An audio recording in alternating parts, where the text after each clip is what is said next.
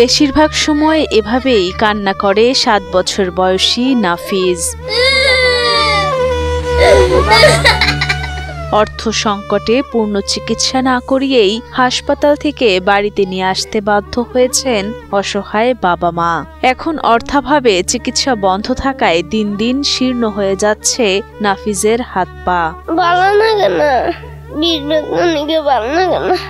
রাইতে সবসময় বীজ বেদনা থাকে, ভালো হইতে যাই, টাকা পয়সা নাই, জমিন দিয়া চাল বেচালাইছে, চিকিৎসা করাইছে, চিকিৎসা না করাইয়া বাইতে নিয়ে বই দিছি। আর কি করবো? টাঙ্গাইলের মধুপুরের মহিষমারা এলাকার অটো ভ্যান চালক ময়াজউদ্দিন ও নার্গিস বেগম দম্পতির ছেলে নাফিজ। বছরখানেক আগে খেলতে গিয়ে পড়ে ব্যথা পায় নাফিজ। এরপর থেকে জ্বর ও শরীরে লালচে দাগ দেখা দিলে উপজেলা স্বাস্থ্য কমপ্লেক্স সহ বিভিন্ন হাসপাতালে গেলে নানান সমস্যার কথা জানানো হয়। পরে ঢাকার একটি হাসপাতালে ভর্তি করা হয় এবং পরীক্ষা নিরীক্ষা শেষে ব্লাড ক্যান্সার ধরা পড়ে নাফিজের। অসুস্থ বোধ হওয়ায় শুয়ে বসেই এখন দিনরাত কাটছে তার। অনেক ডাক্তার কয় হাড় ফাটছে, তারপরে আবার এক্সরে করাইলাম, তখন কয় হাড় নড়ছে, তারপরে আবার ময়মনসিংহ নিয়ে গেলাম, তারপরে এখানে কয় রোগের সমস্যা হয়েছে, রোগ ধরা হার না, সব বেচা পরে ঢাকা নিয়ে গেলাম, পরীক্ষা নিরীক্ষা ধরা হলো ব্লাড ক্যান্সার।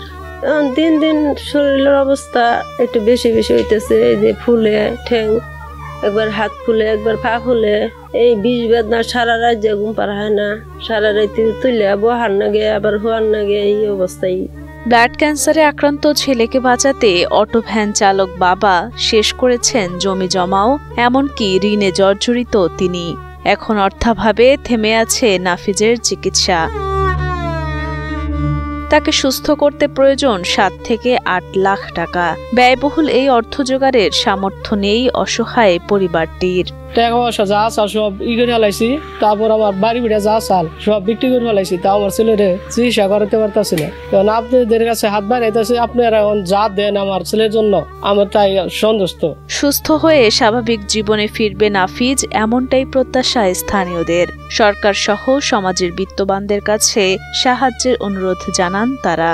3 ডিসেম্বর জমিনা চাল বেঁচে হাল দিছে, একটা ঘর চাল তাও বেঁচে হাল দিছে, কিচ্ছু নাই। আমরা মহিলারা নাই মা, আমরা মেলাডি চাউল তুলছি, টাকা তুলছি, তুইলা দিছি, তাও হইতেছে না।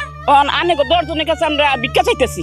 সামাজিক, মানবিক, রাজনৈতিক এবং বিত্তশালী সকলের প্রতি আমি একটি আবেদন করবো, আপনারা আসুন, এই অসহায় পরিবারটির পাশে দাঁড়ান। আপনাদের একটু সহযোগিতায় হয়তো এই অসুস্থ নাফিজের মুখে, তার পরিবারের মুখে হাসি ফুটাইতে পারে।